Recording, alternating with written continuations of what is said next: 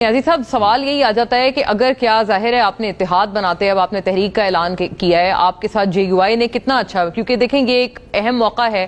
حافظ صاحب، جیسے جے یو آئی نے مجھے اچھی طرح یاد ہے کہ جب یہ ریزرو سیٹس آپ لوگوں نے بھی نشستیں ہاری، جب یہ پی ٹی آئی کے حق میں فیصلہ آیا، مولانا صاحب نے اعلان کیا کہ ہم بطور خیر سگالی کے پیغام کو ہم اس فیصلے کو چیلنج نہیں کرتے کیونکہ ہم پی ٹی آئی سے آج کل قربت ہماری ہو رہی ہے۔ وہ باتیں بہت دور رہ گئیں اور اب تو ہم سن رہے ہیں، بلکہ آپ کی بھی ٹویٹ ہم نے کچھ روز پہلے دیکھی کہ پختونخوا حکومت وہ اور گنڈا پور صاحب کی جو وہاں پر حکومت ہے اس کے خلاف آپ نے بھی کہا ہے کہ وہاں پر چیزیں بہت خراب ہیں، بد سے بدتر ہوتی جا رہی ہیں۔ یہ ٹویٹ ہم ناظرین بھی ہمارے دیکھ سکتے ہیں۔ تو یہ مطلب اتنا بڑا ایک آپ سمجھے فرق کیسے آ گیا؟ کہاں پر آپ کے اتنے خیر سگالی کے پیغامات تھے، مولانا صاحب نے ایوان سے خود آواز اٹھائی تھی کہ خان صاحب کی رہائی کی جائے، اور اب پھر یہ حالات؟ بسم اللہ الرحمن الرحیم، بہت شکریہ۔ دیکھیے میں ٹویٹ سے شروع کروں۔ جب میں نے ٹویٹ کیا وہ میں نے ثانی ہست کے تناظر میں کیا۔ جی آپ نے وہ منظر خود بھی دیکھا ہوگا، بالکل، کہ وہ کتنا افسوسناک اور دردناک منظر تھا اور رونے والا منظر تھا۔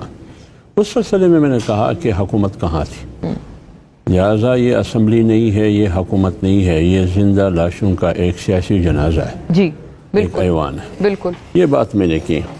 جہاں تک ہمارے اور پی ٹی آئی کے درمیان قربتوں کی بات تھی، بالکل تھی۔ فرسٹ ٹائم جب پی ٹی آئی آئی مولانا کے پاس، میں وہاں بیٹھا تھا، تو مولانا صاحب نے بہت فراخ دلی سے، باوجود اس کے کہ ایک تلخی تھی، ماضی 11 سالہ 12 سالہ تلخی تھی، مولانا صاحب ایک روایتی سیاست میں بھی روایت کے قائل ہے اور زندگی کے ہر مرحلے میں اقدار کے قائل ہے۔ تو انہوں نے ویلکم کہا اور بار آئے، جو ہم اس کو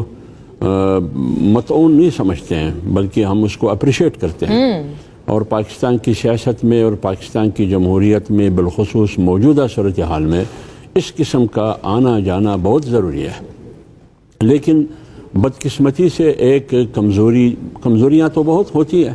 لیکن بنیادی طور پر جو پی ٹی آئی میں ایک کمی تھی وہ یہ کہ اتھارٹی متعین نہیں تھی کہ اتھارٹی کون ہے۔ یعنی خان صاحب سے ملاقات کے لیے 3 کا وفد جاتا ہے، بات ایک ہی ہوتی، لیکن جب وفود ایک کے بعد دیگرے جاتے ہیں، اسی بات کے تناظر میں موقف ہر ایک کا علیحدہ ہوتا ہے۔ صحیح ہوا۔ تو جب اتھارٹی کا تعین نہیں تھا تو لہٰذا ہم نہیں کر سکتے تھے کہ ہم کیا فیصلہ کریں۔ آخر کار ہم اتنے قریب آئے کہ ہم مجبور ہو کے 2-3، ہم مجبور نہیں، مطلب خیر سگالی سمجھتے ہیں جو بھی ہے، 2-3 بیٹھک ہوئے، مجلس ہوئے، ہمارے وفود کے بھی، ان کے وفود بھی گئی، آپس میں بیٹھے، کوئی TOR کا بھی ایک سلسلہ سامنے آیا۔ تو لاسٹ میں جمعیت علماء اسلام کا فیصلہ آیا، وہ اس وجہ سے آیا کہ جو چیزیں ہم نے پی ٹی آئی کی دوستوں کے سامنے رکھی تھی اس کا جواب نہ ہاں میں آیا نہ نہ میں آیا۔ تو دوسری طرف پارٹی کی پریشر بھی تھا کہ پارٹی فیصلہ ہو، تو جنرل کونسل کے پاس ہم گئے،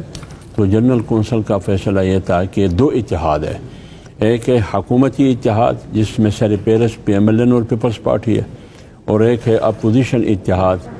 جو آپ کے سامنے ہے جس میں پی ٹی آئی اور دیگر پارٹیاں ہیں۔ پارٹی نے فیصلہ دیا ہاؤس نے کہ ہم کسی اتحاد کا حصہ فی الحال نہیں بنیں گے، البتہ issue to issue P T I سے بھی بات ہو سکتی ہے، اپوزیشن جماعتوں سے بھی بات ہو سکتی ہے، اس میں کوئی قباحت نہیں ہے، نہ کوئی روک ہے، نہ کوئی قطغن ہے۔ البتہ فی الحال ایک پلیٹ فارم سے تحریک چلانا، یہ جے یو آئی اپنی پلیٹ فارم سے چلائے گی۔ تو یہ بات جو میں نے پوری جو صورتحال تھی آج کا اور کل کا آپ کے سامنے رکھ دیا، تو اس لیے میں کہتا ہوں کہ سیاست میں بالکل گفت و شنید کی ضرورت ہے، مذاکرات کی ضرورت ہے، جمہوری تقاضا بھی ہے، پارلیمانی تقاضا بھی ہے۔ اس سے میں اتفاق کرتا ہوں نیازی صاحب نے کہا، بالکل اس ملک لیکن فی الحال یہ کہ آپ کسی طرح سے تحریک کا حصہ بھی فی الحال نہیں ہے۔ اس ملک میں لا قانونیت ہے، اس ملک میں آئین نہیں ہے، اس ملک میں پارلیمنٹ کی کوئی حیثیت ہی نہیں ہے، اس ملک میں جو قانون سازی پارلیمنٹ میں ہو رہی ہے وہ پارٹیوں کی اختیار سے نہیں، وہ باہر کی دباؤ میں ہو رہی ہے۔ تو اس لیے میں کہہ رہا ہوں کہ اس پارلیمنٹ سے نہ پارلیمنٹ کا ہونا بہت بہتر ہے. تو اس لیے اگر اس ملک کو آپ اس سیاسی عدم استحکام سے نکالنا چاہتے ہیں، معاشی عدم استحکام سے نکالنا چاہتے ہیں، اس گم و گو کی حالات سے نکالنا چاہتے ہیں، اس کا ایک ہی راستہ ہے کہ اس ملک میں صاف اور شفاف غیر جانبدارانہ الیکشن جس میں